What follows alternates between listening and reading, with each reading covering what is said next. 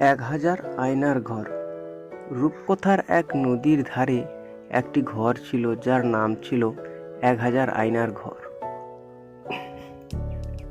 সেই গ্রামে সুন্দর হাসিমাখা মুখে একটি ছোট্ট মেয়ে ছিল।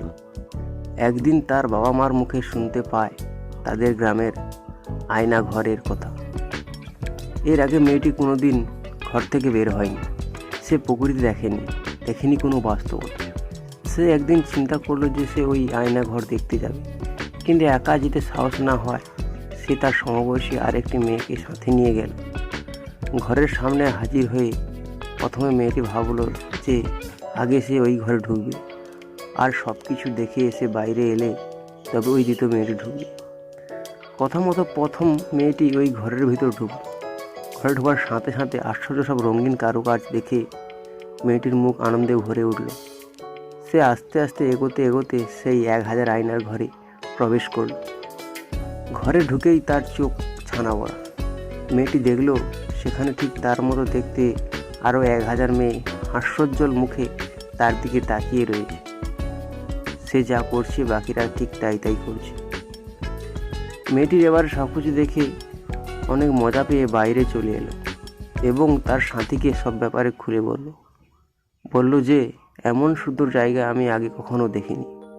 সুযোগ পেলে এবার থেকে আমি এই জায়গায় চলে আসব। সব কথা শুনে এবার দ্বিতীয় মেয়েটি কিছুটা ভয় মন নিয়ে ঘরের ভেতরে ঢুকল। ঘুরতে ঘুরতে আতঙ্কিত মনে সেও এবারে সেই 1000 আয়নার ঘরে প্রবেশ করল। ঘরে ঢোকার সাথে সাথে মেয়েটি ভয় পেয়ে উঠল। ভয়ে মুখ ফ্যাকাশে হয়ে গেল, আতঙ্কিত হয়ে চোখ।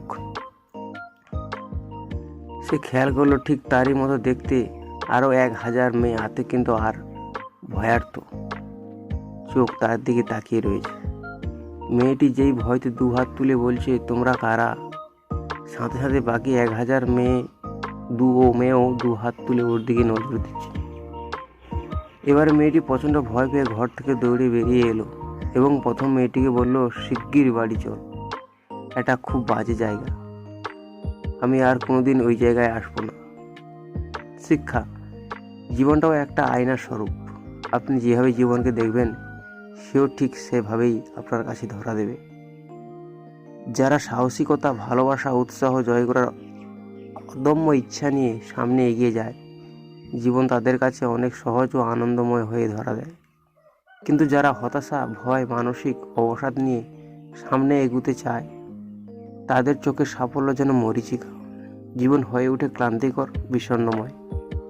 বাস্তবতাকে আপনি যেভাবে দেখবেন আপনার সামনে তা সেভাবেই ধরা দেবে। নমস্কার।